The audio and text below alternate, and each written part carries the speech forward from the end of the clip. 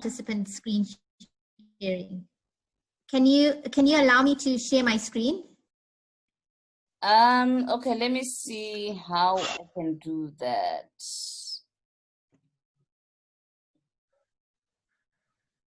Okay, let me make you host. Okay. You're now the host, so you should be able now to share your screen. Okay. I'm just trying to figure out how. I'm trying to figure out how to do a slideshow and still keep this on.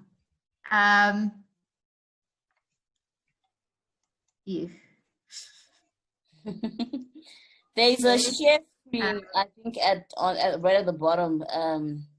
Okay, but the problem is with my PowerPoint. When I start the PowerPoint, then it doesn't allow me to see the screen. Oh, okay. Unless, you know what I mean? Yeah. Unless I can join from another. Let's see how this goes. Because I need to share my screen. So as long as you can still see me. Okay, so I'm gonna try and share my screen. Are you recording? Yes, I am. Okay.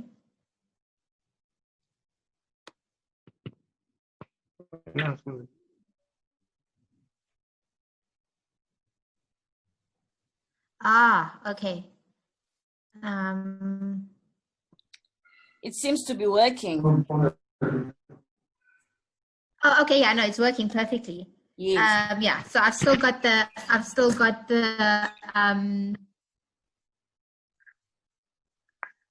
Okay, I've still got you on. Okay.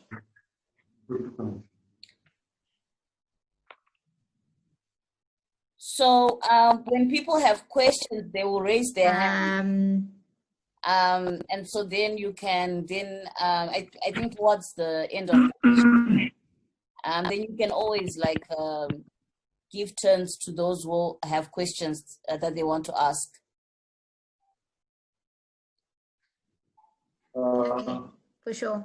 Yeah, so hopefully this shouldn't take more than 15-20 minutes to go through, and then we can open up the floor for everyone after and have a discussion. How many of our finalists do we have here?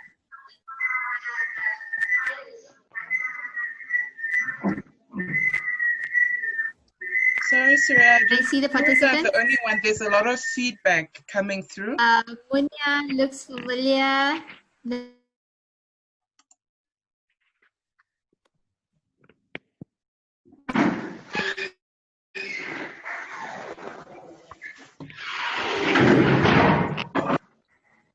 Hello, Suraiya. Yeah, I'm here. Sorry, I don't know what happened. Okay. Hi, Fideki. I can see you.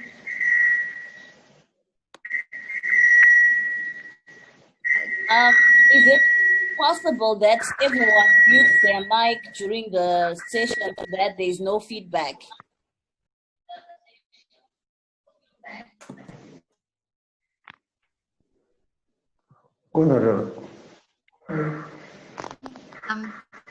Are we waiting for more people? Yeah, 3 minutes past. Munya, Noble, Sasha, Evidence, hi.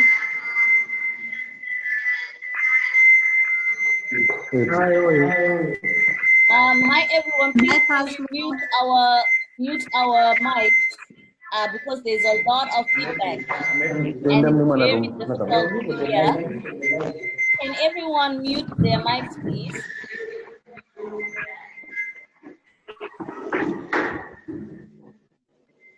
Edward and Eddie, do you mind muting your mics? And Geoffrey, please may you mute your mics, please.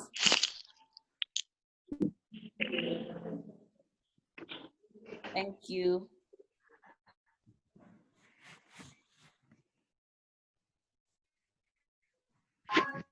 Are we ready? Nobody else? There's still people in the waiting room. Yes, so you can just allow them in, since you're now the host, so you can just allow them to enter the meeting. Okay. I think that's it. Okay. Okay. So shall we begin? I think it's 5 past. Yeah. Yes, I think we can start. Okay. Hi, everyone. Most of you know me, Suraiya Essof, and I'm on the board for Ignite Youth Organization, helping our youth passionately pursue their purpose. So I was asked a few weeks back to judge your entries for your entrepreneurship. You know, that program that was going was excellent. And first off, I'd just like to say to everybody here, there was not one of them that I did not think was of an extreme excellent standard. All of them were exceptionally, I was blown away. They were all excellent. So it was very difficult. I'll tell you that from the offset. It was very difficult to judge them. And so I was quite strict personally. I was quite strict about how I judge them. But besides that, now I've been asked to speak to you about failure. And Tadzi and I seem to have some kind of connection. She always seems to pick up on, it seems serendipitous that she always tends to pick up on things that I'm currently going through, or issues that I'm currently thinking about. I don't know, maybe from our conversations she picks it up. But I've recently experienced quite a major failure myself, a disappointment. And as much as I'm going to tell you how to deal with failure and how to turn your failure into success, I'm going to tell you straight away. I'm going to be honest with you. It really, really sucks. Okay, so let's get that out of the way from now. I'm not going to tell you, oh, suck it up, or you know, it's fine. It really does hurt. And no matter how experienced you are, no matter, it really does affect you. So what I'm going to try to do today is I'm not going to try and whitewash or minimize how you feel about this, because your feelings are legitimate.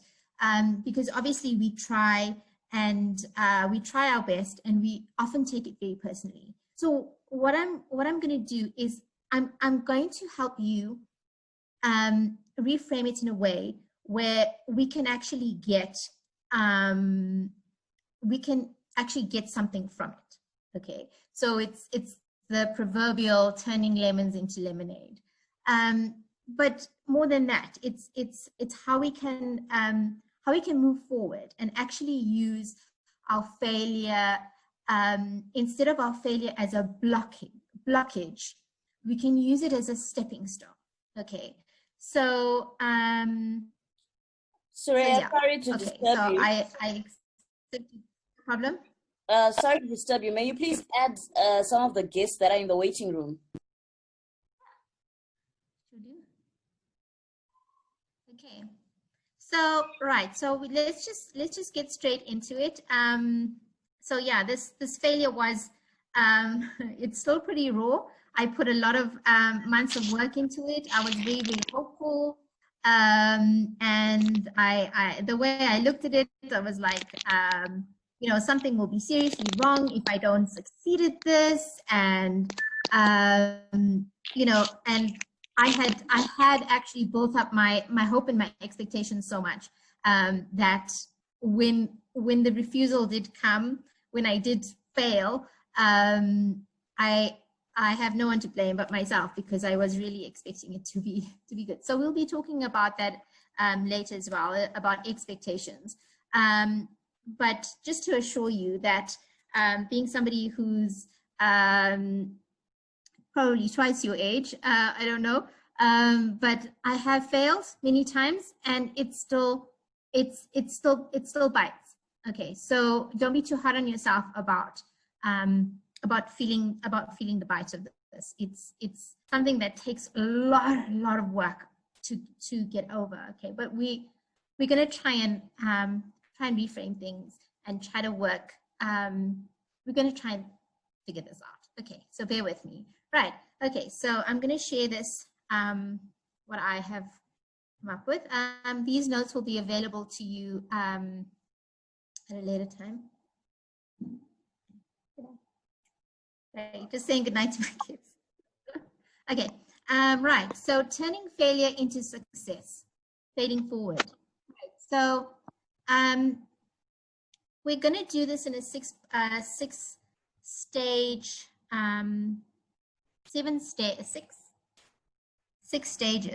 okay, and it's 6 R's. So it's reframe, review, revise, refocus, realign, and retry. So everything starts with re. So we are redoing it. We are trying again. Okay. So reframe, review, revise, refocus, realign, and retry. Okay. I don't know how to. Okay, there you go. Can you all see my screens? Just shout if you can't. Okay, so reframe. How do you measure success? What does success mean to you? What frame of reference are you using? Is it a yes? Is it a no? You know, does success mean only winning? And if you reframe what success means to you, you'll actually see that failure can be a measurable form of success, because number one, you've tried, so you've gained valuable experience. Okay. And so you first got to figure out what your measure of success is, your personal measure of success, not the measure of everyone else. Okay. How do others measure your success? How do your parents measure your success? How do your friends measure your success? How do your peers and your mentors and your teachers? Is it monetary? You know, is your success only visible in something physical from it, or is your success intrinsic? You know, if a dear friend might say to you, "Look, you've succeeded, you've won $1 million, but you're not happy. So are you really successful?" So this is the way we reframe success. We measure success in different ways. So if you're measuring success in terms of money, then you know, winning $1 million, you're successful. If you measure your success according to how much popularity you got or how famous you now are. That's a different measure of success. Or if you can measure your success by how happy you are. We're going to touch on this a little bit later. Okay. How do you respond to criticism? So I did give some feedback to some of you. I try to be kind, but there were some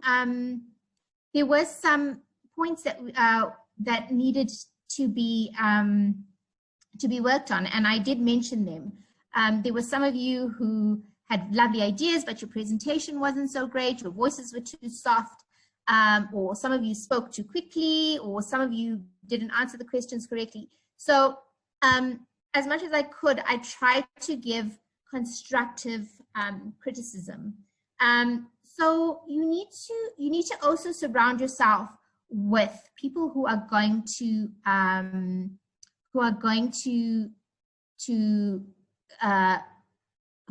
be honest with you and who are going to give you constructive criticism every time. There's no excuse. You'll get some people who, for whatever reason, they'll say, you know, they'll criticize you and they'll make you feel bad about yourself.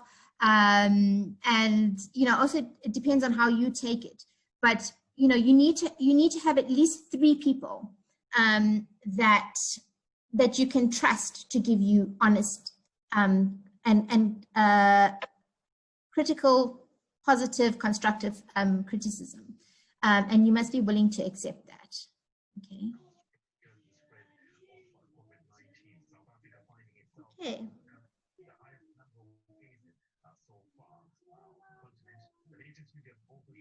Can you take a lesson from the experience? So this is exactly what I was talking about before.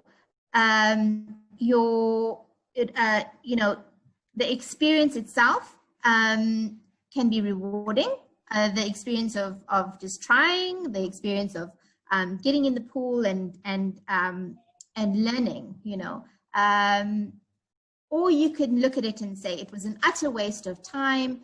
I've completely wasted my time and all my effort and all my data and you know, all this energy I've wasted in it. And then that's it. You know, you completely you're throwing out the bath water and you throw out the baby with it. But you don't need to. So reframing it means taking a lesson from the experience. Okay, so this is very valuable. Okay, so now let's review. Okay. Right. So like I said, your pool, every entry that I read was excellent. So your pool was excellent. It was not a mediocre pool. I didn't feel that anybody had given a half-hearted idea or a silly idea or something that wasn't really good. I mean, all of these ideas really blew me out of the water. And so it really actually also depends. So this is again with reframing. You've got to look at it and say, did I fail in an excellent pool or did I fail in a mediocre pool? If you're failing in a mediocre pool, then I would be worried. Okay, but your failure was actually in a really excellent pool. You were surrounded with really phenomenal people. So you know you're already at that level. You're already at a very high level, and so this should comfort you in a way that you think. I didn't drown in a shallow little pond, you know. You were up against some really stiff competition. They were really good, and some of them just only beat you by a margin. Okay, so whenever, I'd like you to always consider your context, whichever situation you're in. Consider your context. Look at the context in which you're operating. in this case, everybody was Zimbabwean, so we all suffered the same issues of power cuts and data issues and whatever it is. So the playing ground was leveled in that way. But sometimes, you get into the international stage, and it's really hard, and you're like, gosh, I've got to work twice as hard to do things that these guys can do so easily, because we simply don't have. So that's where their excellence could come in, and we have to make up for that. But please remember your area, and don't be too hard on yourself. And remember that sometimes an excellent pool is really good for you. You can't be in the baby pool all the time. You gotta make it to the big pool some stage. Okay. Think about your audience. You all knew who you were, who was going to be reviewing your presentations. I think you know the standard that is expected from Ignite, and there were guidelines. There were very clear guidelines that were given to you for this task. So when you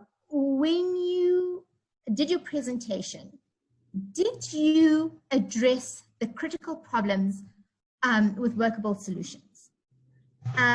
So often, whether it's a job recruiter or whether it's a competition or whatever it is, there are guidelines that are given there to guide you, and you should follow them. Very rarely will you get brownie points at such an early stage for breaking the mold. So I do encourage you to break the mold. I really do. But often at the beginning, you need to play by the playbook. You need to convince whoever is your audience that your idea is valid, and that it's and that that it's something that's worthy of being successful. So follow the guidelines. Try to stick. I don't want you to always color between the lines. I do encourage you to color outside of the lines, but the guidelines are there to help you. So try to use them as much as you can. Especially if you're being judged, you're being judged. You know the criteria you're being judged on. So just make sure that you're following those. Okay. Right. Were you interesting and easy to follow? So this one is a difficult one because we have different personalities. We have people who have different. Some people are really extroverted and they have no trouble in speaking, and obviously they're going to appeal more. But it is something to work on.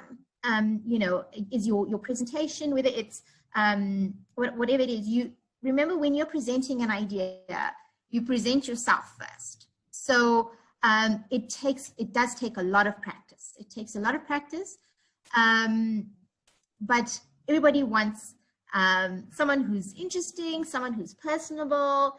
If you've got an idea, you got to make it easy to follow. You got to make it fun. You got to make it interesting. Remember your audience.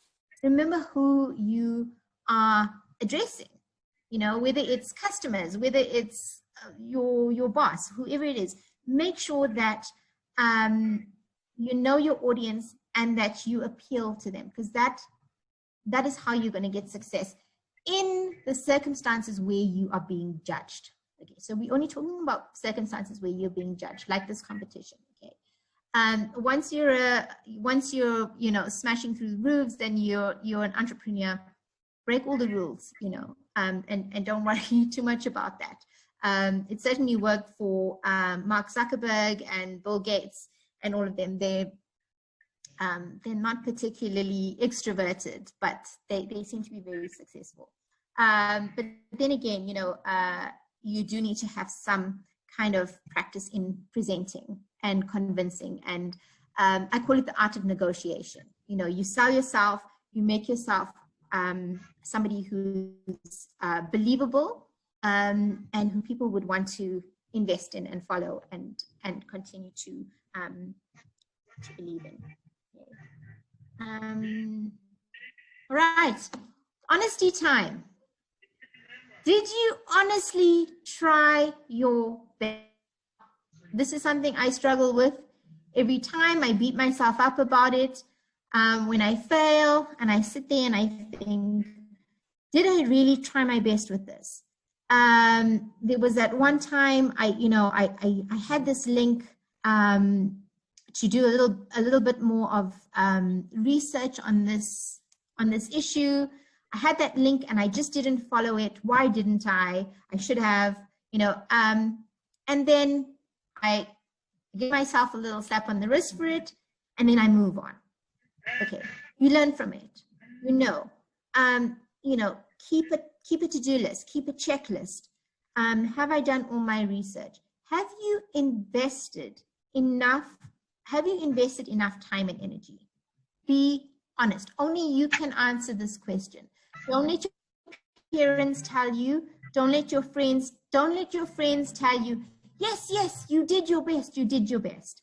Don't let your parents tell you, you didn't do your best, you didn't try hard enough. You must answer this question yourself, honestly. Did you try your best? Okay, I see we've only got 10 minutes. Okay.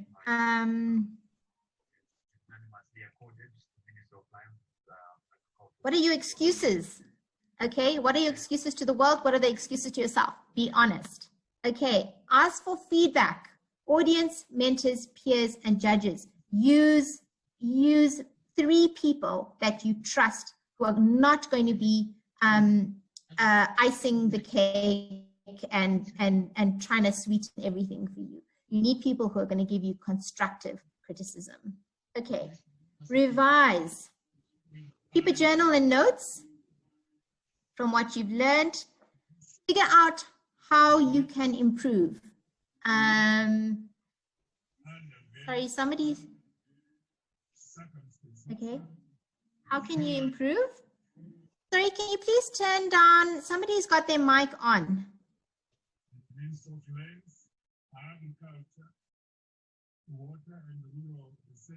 Okay. Okay, how can you improve? So again, be honest with yourself, identify the areas that you need to improve on and work on them. Work on them. If you feel that you need more public speaking experience, if you feel you need to carve out more time for yourself, if you feel you need to work on presentations, on your PowerPoint, work on it. Okay. Yeah, work on it. Okay. Another thing is sharpen your ideas and be open to tuning them. So don't be so hard and fast about your ideas that you're not willing to bend them according to advice that you get or according to how you feel. Sometimes an idea evolves and it should evolve, and you should grow along with it. Okay. Refocus, my favorite one. Is this what you really want? So you, again, honesty. You've got to figure out, is this what you really want? Is it what you want? Is it what your parents want? Is it what's going to look good? Is this what you really want? Does it fulfill you? Does it make you feel content and achieved and happy? This is the bottom line. When we're talking about purpose, do you feel that contentment? If you're not feeling it, it doesn't matter how much money you're going to make. It doesn't matter how popular you're going to be. It doesn't matter how much accolades you get. If it does not fulfill you and your inner core, then this is not the right thing for you. So you've got to really deeply believe in it. And when you believe in it and you fail, it will hurt, but you will actually understand that this is part of the evolution of your idea and you. Okay, how much is your external environment a valid excuse for failure? Again, Zimbabwe is not an easy environment. Your personal circumstances can also be an excuse, and sometimes it really is a valid excuse. But unfortunately, the reality is that we all have to overcome personal issues. You know, data.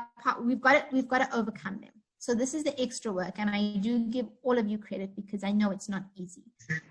It's also not easy for me, and you know, with power cuts, and we all understand. But we've got to factor in these issues. Okay. Right. Why do you think you fail? Is it you? Is it your idea? Is it your team? Is it your circumstances? Figure it out, be honest, and then work on it. If you've got a teammate that is bringing you down, cut them loose, be honest. Work on your circumstances, figure out ways to work around them. Does you identify why you think your presentation or your idea failed? It could not necessarily be you personally. It could be you. Your idea might be solid, but it isn't in the correct vehicle to bring it forward. Okay, realign. No excuses. Fine-tune your idea. Fine-tune your presentation. Get organized. Learn. Study. Research. It's as simple as that. That's how you realign. Just pick up and get going again. Okay. Be open to fine-tuning.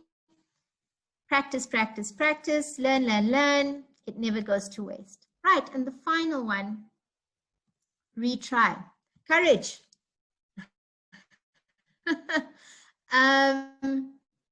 Yeah. Be brave. That's all I can say. It takes practice to fail gracefully. The more you do it, the better you get at it. The better, the easier it is to turn on the lessons. The easier it is to recover. The easier it is to snap back. The easier it is to learn from it. You know, there's opportunities, and more and more opportunities are being presented. You're all very fortunate to have Kadzi and the amazing team at Ignite who are presenting these opportunities to you. And it's not the end of the world if you don't make it. You know, every time you try, you're learning. It's basically, it's the school of life, you know, and you learn through failure. Okay. And the final point is embrace the excitement and the joy of getting in. I remember once there was a pretty scary water slide that I absolutely refused to go on. And my husband said, we are not leaving this place until you get on that water slide. And I was scared. I was so, I was almost in tears. I didn't want to do it. And I did it, and it was the most exhilarating, enjoyable experience probably of my life. And I just thought, why am I so scared? What am I scared of? You know? And so is the excitement and the joy of getting in. What are the risks? Yes, there's a risk of failure. Yes, there's a risk of embarrassment. Yes, there's a risk of wasting your time. But you know, it's that joy and that excitement. And so these are things that we can get value from. It's just the experience of it and reframing it so that it works for you. I don't know if we have much more time. So I think I'm gonna open can you raise your hand if you have any questions?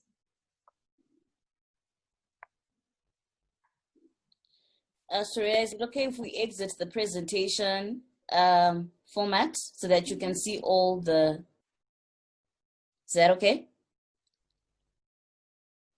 Yeah, okay, let me figure out how to get out of here.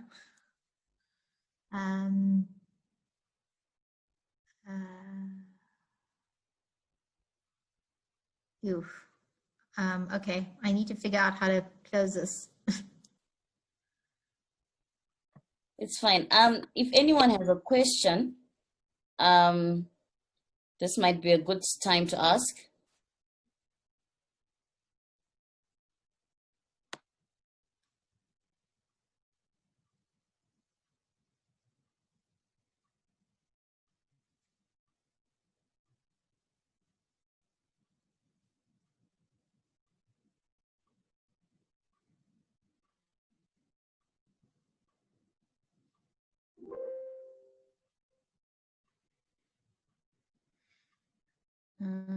Can you still see my screen?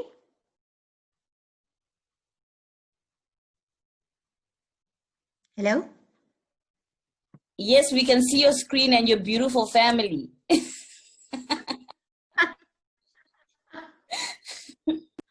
Okay, I'm not sure. Hello, how are you doing? Sure. Okay, Good, and you? so my question was, you talked about honesty, and I wanted to ask, how do you draw the line between being honest and being too honest? Am I supposed to say everything to, say, the investors? Am I supposed to be ethical about my approach? Am I supposed to hide some things so that I can get... Yeah. So this this is more about what I covered was more about addressing your failure to yourself. I think we have Tadzi, you can just remind me about remind us about the other presentation that we have that spoke about the actual presentation. I'm just trying to remember about presenting to your about the actual presentation to your judges. So I haven't touched on any of that. Everything that I'm talking about today is how do you learn from your failure. So I'm not actually talking today about how you should present yourself. When I said be honest, I mean be honest with yourself. Be honest with how you know, what are your excuses? What are your excuses for you know, this is a discussion that you are having with yourself. You don't even need to have this discussion with anybody else. I'm only here to help you get through your failure and get through and use your failure as a stepping stone to your to future success.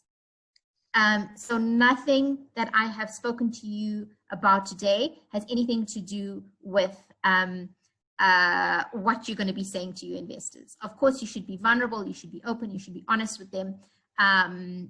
But these are questions that you need to ask yourself.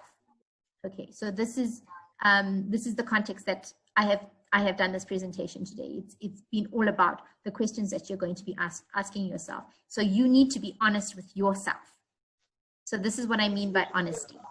You can't lie to yourself. You know, you can't say, I tried my best, I did everything. Did you really? You know, so yes, be tough on yourself, but also don't be too hard on yourself. Like consider all the aspects. You know, what are your excuses? Why do you think you failed? Are they honest? Have you been honest with yourself? And in, you know, when I say honesty, I mean good and bad. You know, yes, you have excuses. Are they valid? And how far are your excuses going to take you? So that's what I mean by honesty. I hope that's clear, Tawanda.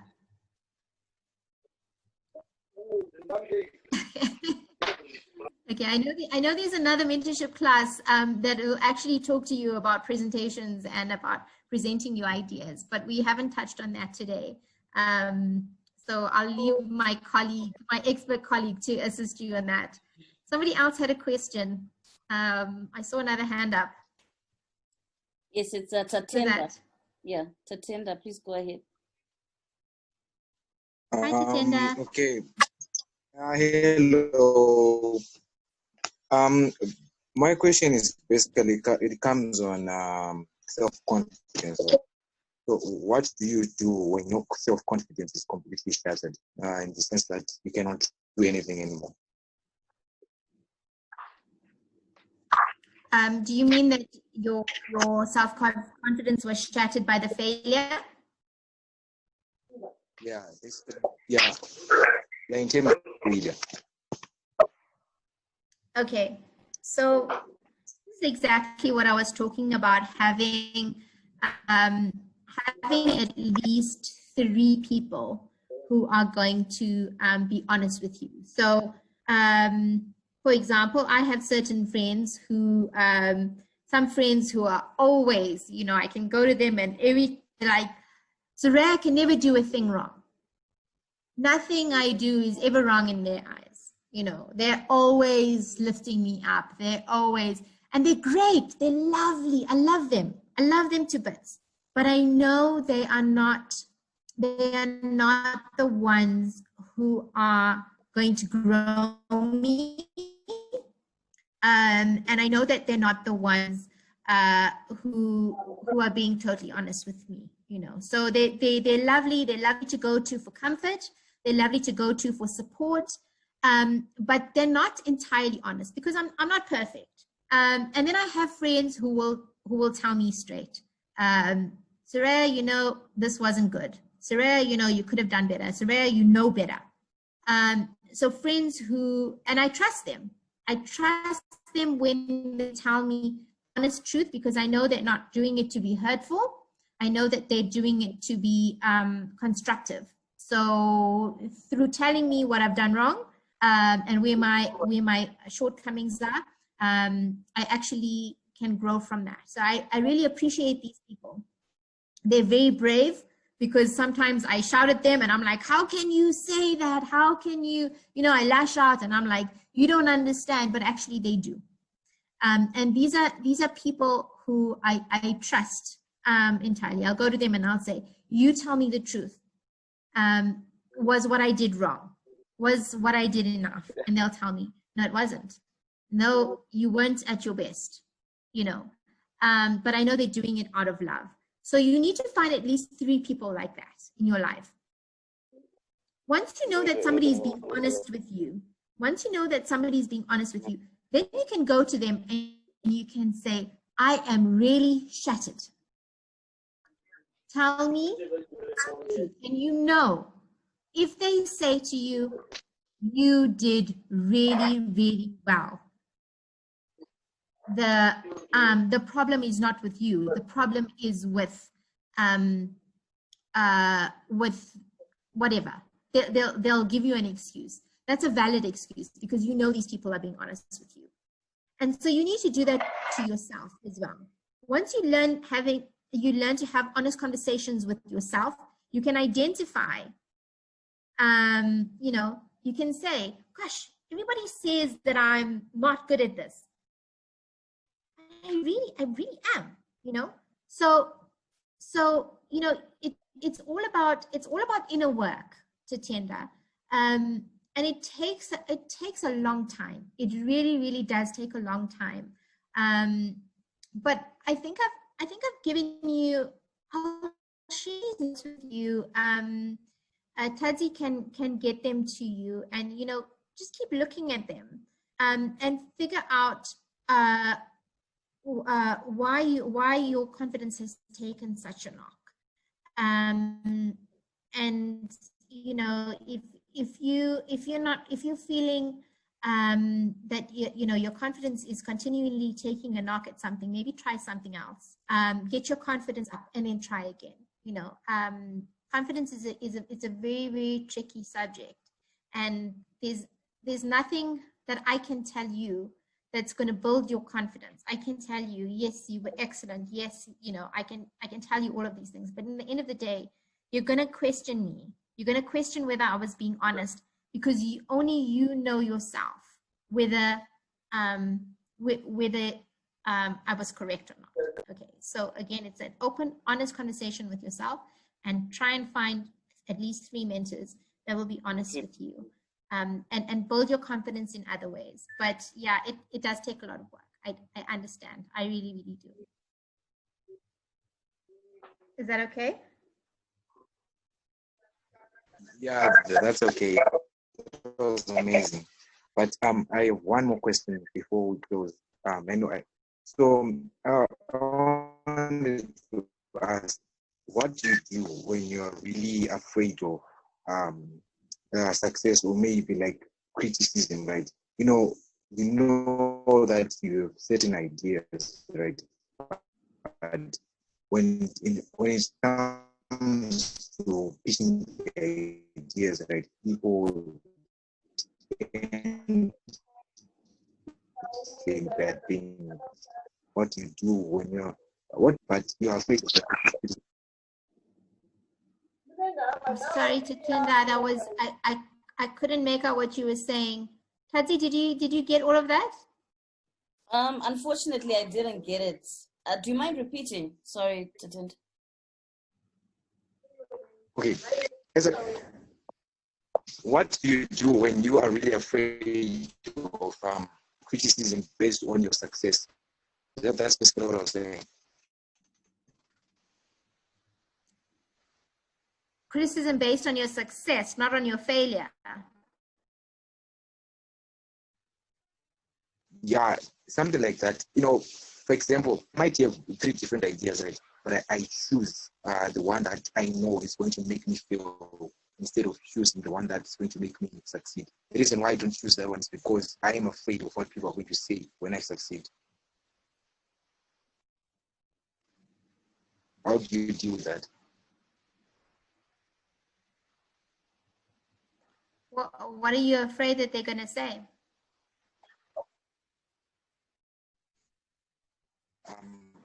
I don't know, like anything. They might say something is overconfident. You know, he knows too much or something like that.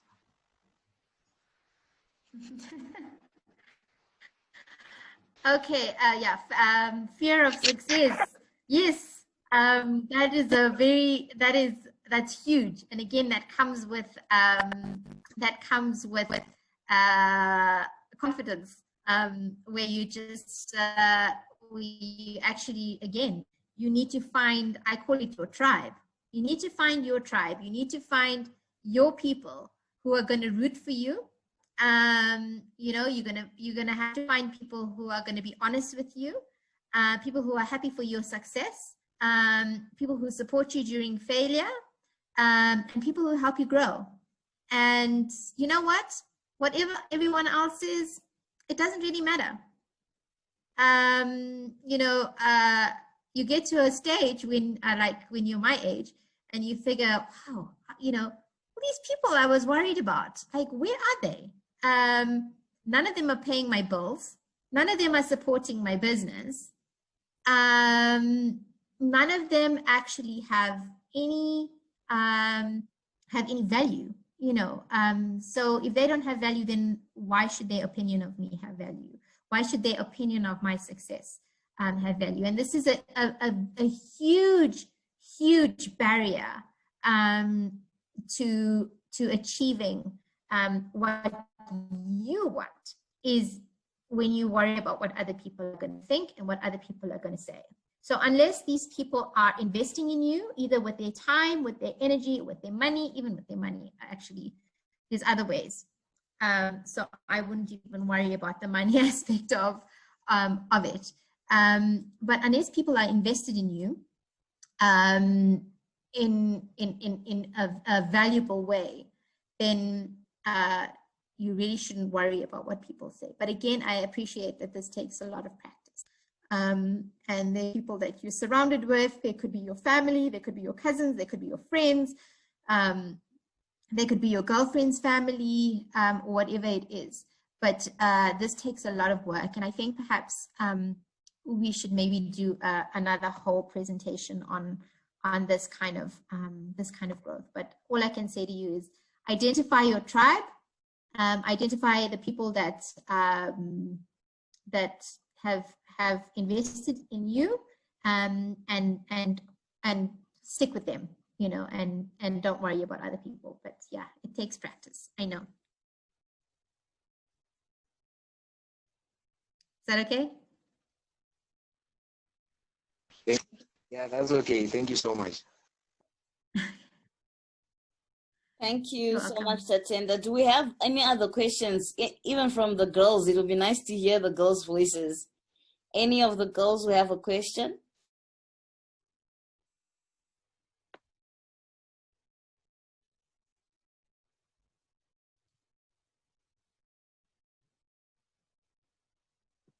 Comments?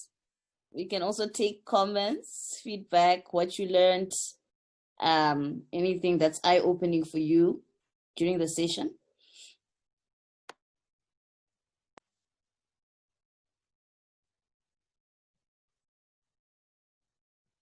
Where's Passmore? I see Passmore. Hi, Suraiya. Hi there. There I am. Yeah, I was having problems with my network, but I'm back in now. I know. I'm so glad that we haven't. Our internet is still on. So I was hoping that we could. Yeah. Still see it. But that was a powerful. Thank you. I was thinking of you and missing you the last time you were my human flipboard, flipping the chart. My assistant on stage. But yeah, it's lonely. It's lonely doing this, but at least I'm happy to see some faces. Yeah, sure. That's true. That's true. I was trying to follow, but though my internet was tripping. But that was a great presentation. The little bits that I've managed to gather, it's quite encouraging and quite informative. So yeah, I'm sure maybe when you hand out your notes, I'll be able to follow through. I only got a chance to hear you talk about retry. Yeah, that was a powerful presentation altogether. Well, I hope that these will be valuable. Again, I have a lot of experience in. I have a lot of experience in failing. I'm still failing. You know, it's hard. Like I said right at the beginning, it really sucks. It really, really does. You know. So yeah, but it takes practice. It takes practice. You know, it really does. So. Okay, I have a question. Is it okay if I ask? Yes, please. Naida, hi. Okay, hi. Thank you very much.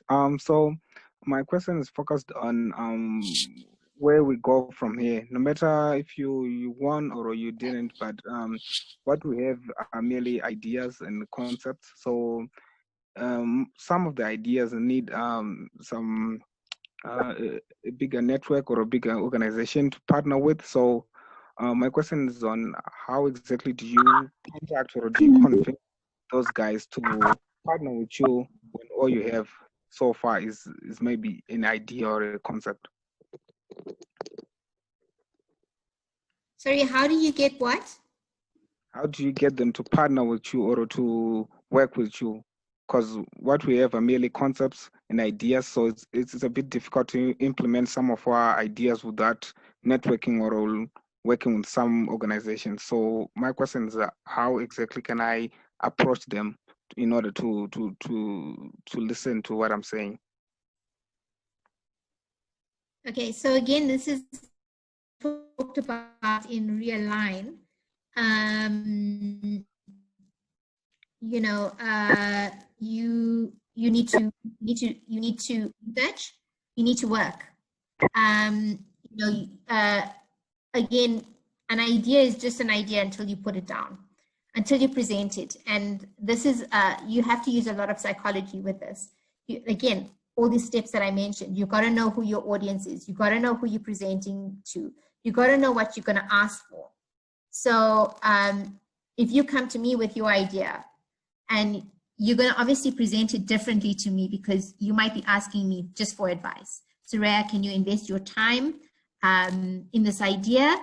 And this is my idea. So obviously the way you pitch to me is going to be different to somebody who you're pitching to for money. So if you're looking for an investor, you're going to obviously present to them differently. So you need to learn these different aspects of who you're presenting to and why. And then you need to adjust your presentation accordingly. Okay, so you obviously, you know, the first thing you want to do is you want to get a team, you want to get advice, and then from there we work forward. So again, you know, you've already done the first step. You've already come to me. You've already said, this is my idea, and I'll say, look, it's very raw. It's very, you know, the things haven't, you know, it still needs to be fine-tuned. It's still, and you need to actually put your idea down on paper. And that can be sometimes the most difficult thing, because often what we think about is we only think about what we want to achieve, but we don't think about the process in getting there. We say, I want X, Y, and Z to happen, and I need this much money to make it. I estimate I need this many people to help me do it. But you need to break it down. So again, that is not what we're talking about here today. So you need somebody to help you turn your ideas, your vision, into a workable presentation to get the right people invested in it. You know, for a very long time, with my business and with Kites for Peace, I was in it alone. It was a crazy idea. Well, at first it was just fun, and you know, but only after some time, and I realized it was because I actually hadn't put down my vision properly. I hadn't actually, until somebody came to me and said, Suraiya, you really need to sit down and do this. So I do have a step program for that. If you want, I can share that with you. Is working out, you know, your vision, your mission, your goals, your values, how you want to achieve it. So I know what I want to achieve for Kites for Peace, but I have certain values that I'll give you an example. I could make it a very lucrative business if I get sponsors that are selling alcohol. Okay, so I have a lot of offers from alcohol companies that want to sponsor it, but you know, that is one of my values, that we're not going to go that way. We're a family event. My personal beliefs, I don't believe we should involve alcohol, and you know, I'm not going to promote it. So again, it's like, you know, and these things have to be clear. These things have to be clear, so that if you're one day you're so sick in bed, you can give the plan to me and say, Suraiya, please do this for me for the next month, because I currently can't do it, that I'd be able to do it and execute your vision. So you need to do that. And I'm sure we have mentors that can actually help you to streamline your vision, your goal, and your objectives, and how you're going to get there. If you don't get that, I do have an excellent some notes that I've taken that have really helped me, and I can share that with you. I hope that helps. Yes, thank you very much. Okay. What else? Hazel. Hi, Hazel.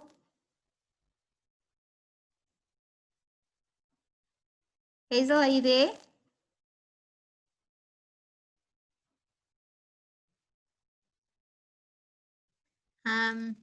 What else did I see?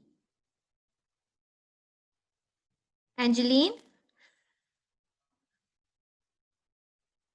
Hello. The girls all shy today. The girls are all shy today, hey? All shy. And no Kutaba. Stunning girl. Looking at her pretty picture, and she's been quiet. Yes. Hi, Noku. Hi.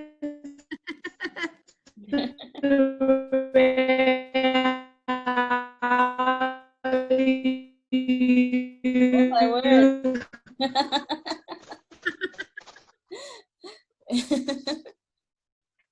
Thank you so much for the informative session. I'm learning a lot, hey?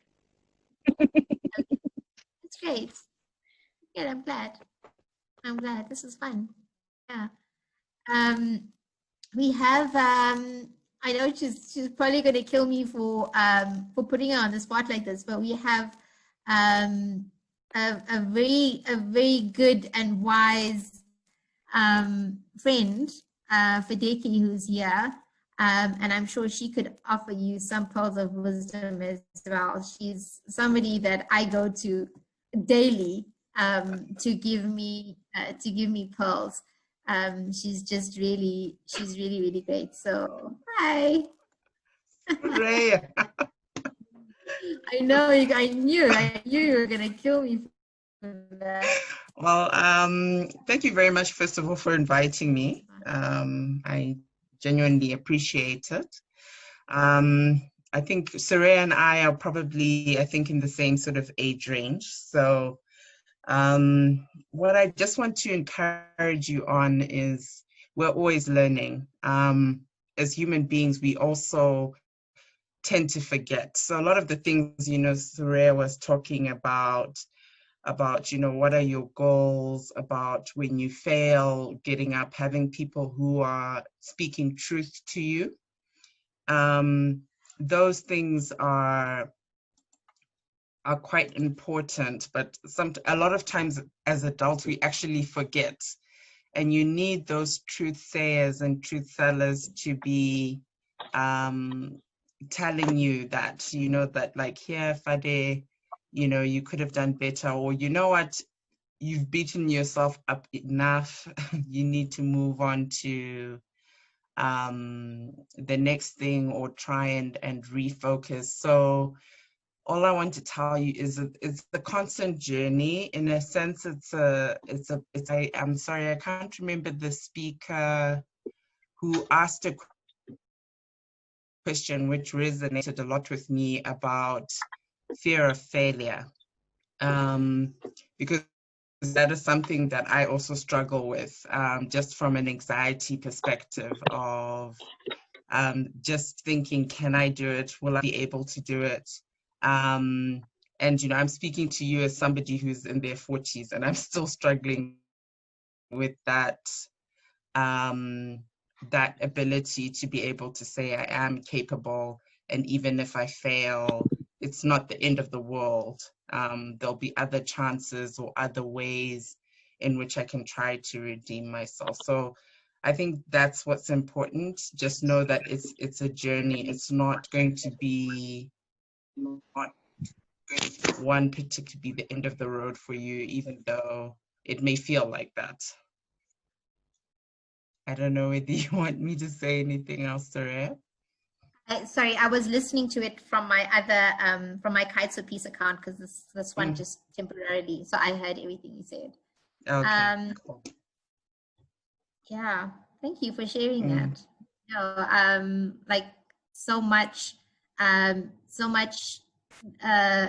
from experience, I think, and True. It's almost a shame. Like I sometimes wish that if I knew what I knew now, but I had the youth and the beauty that these kids have, and the energy, it would be, it would be amazing. I would be able to conquer it all, but unfortunately, by the time you realize these truths, that you have all this wisdom and this experience, And I mean, I don't think I'm even there yet. I still think I have at least another 20 years before I'd consider myself wise, you know. But the more experience you have, the older you get, and the more tired you get, and the more life gets in the way, and parenthood and responsibilities and other things, you know.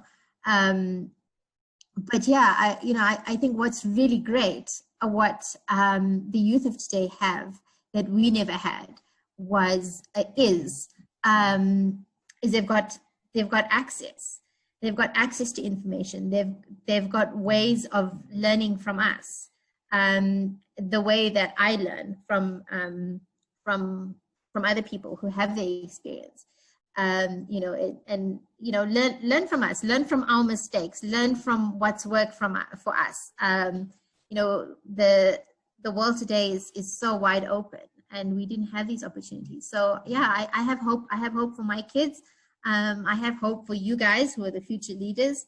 That you've got all these opportunities now, and learn, research, study as much as you can. Research. Can I add something to what you're saying, Suraiya? Please. Do you mind if I add something? Please. I think there are two things that you said. I think one is key, that never forget that you're never too old to learn, and always be open to that, because oftentimes, you know, particularly if you have a certain, whether it's a certain craft or a certain path that you're on, sometimes it can be difficult. I think one of the things, Suraiya, you said earlier was about, you know, what are you saying? What are you discussing? How are you presenting? And things like that. But oftentimes we don't know it all. And sometimes it can be difficult when you think you do, for somebody to come and challenge your thought process. That can be difficult just as a human being. But sometimes you have to you have to say to yourself, or almost unclutter you into that learning, that there's something somebody is saying or something somebody is imparting to you that actually might be of value and that might help you down the road. I think the other thing as well is you touched on the issue of youth. Absolutely. I've met so many people who I say, gosh, I wish I had this gumption. I wish I had this confidence. I wish I had these ideas when I was 20. And, you know, you get to a certain age and you're like, I'm running out of time. But what I wanted to say about that is, yes, absolutely, they've got the benefit of youth. They've got the ability of access to information, whether it's from people who are older or who are more experienced. But I think the other thing is, I know, Suraiya, we talked about this recently. It's also be very careful about the comparison to other people on the journey that you're on, because your journey may oftentimes be different. You will look at a peer and you will say, how come this person seems to be excelling? How come they seem to be getting all the opportunities and I'm stuck or something? And I think it's a human quality. We want to, you know, you look to the left, you look to the right, you see, oh, so-and-so is doing this and so-and-so is doing that. But also just appreciate your own journey. Also appreciate what you're learning as you're going through that journey. Try to separate the lesson from envy as well, because envy can also be dangerous. It can be a dangerous thing. So somebody can teach you a lesson, but just be careful that you don't allow that envy to get into your heart and your head and cloud your judgment and your journey. Your journey is your journey. And at the end of it, when you're like Suraiya saying, you know, you get to a certain point and you'll say, oh, I learned 1, 2, 3 things. I definitely messed up on number 1 and 2, but maybe number 3 and number 5, I did okay. So it's you're constant, you're in constant motion on that journey. So try to enjoy it while you're there and learn those lessons. You might not always get it while you're in the moment. It will come maybe when you take those times to reflect. And I think, as Suraiya said, having those people who can check you. I think that is also really, really important. Those people who will just check you and say, here you're fine, here you're not, or you know what, go take a break and then come back and talk to me. Yeah, I think that break is so important, and I didn't mention this actually in my presentation. But when you fail, you know, the first thing you want to do is you want to just get back up. You know, you want to prove yourself right, and you want to prove to everybody that, you know, no, that was nothing. You know, I can. But you really actually need a break, especially, you know, the more time you put into it.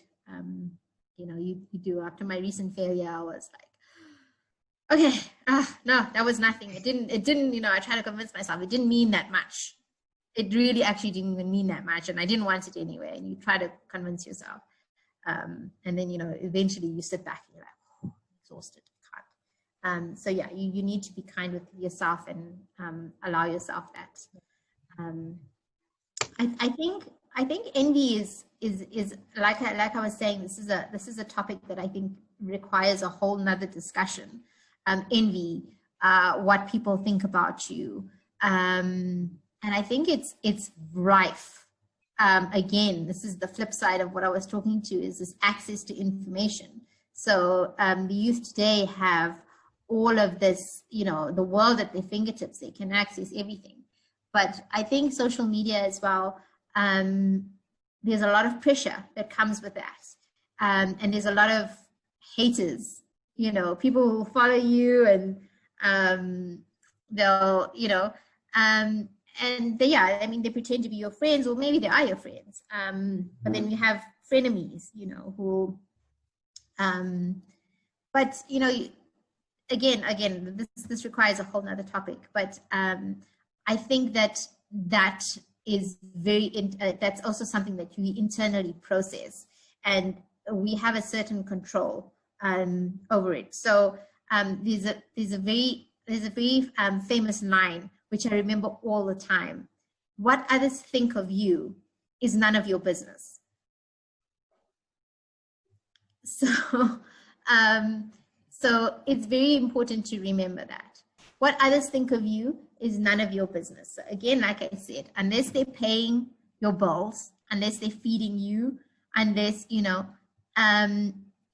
it's none of your business. So let them talk, let them do whatever. You have no control over other people.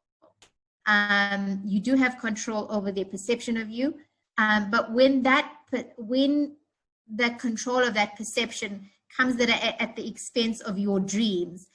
So like was it Tanatswa who said earlier, I'm scared of success because people are going to think I'm a know-it-all. What? You know, to me, I'm looking at that and I'm like, are you crazy? You know, you're brilliant, you're excellent. Why are you holding yourself back because of what other people are going to say? What they say is none of your business. Your business is your business. Focus on yourself, grow yourself, achieve for yourself, achieve for your loved ones. Don't worry about, that's none of your business. So yeah, I think we should probably touch on that in the future. I don't know how it is for guys. I didn't realize it was such a big problem for guys. I know it's a big thing for girls. You know, I grew up, I went to an all girls boarding school, and oh boy, it's hard. It's hard. And the worst thing is when you win an award or you win a badge or something, and you're like, shucks. And you know, as you walk back into your dormitory, you know that it's just going to be like, you know, everyone's going to be like, oh, now she thinks she's better than us. And, you know, it's natural. And it's how you take that. And that's hard. Success is also hard. Success is also not easy. Yeah. Yeah. I'm sorry to end the call now. We actually have less than a minute left. But I think, as you said, we definitely should talk about this, because people are actually afraid of success because they're afraid of what people will say.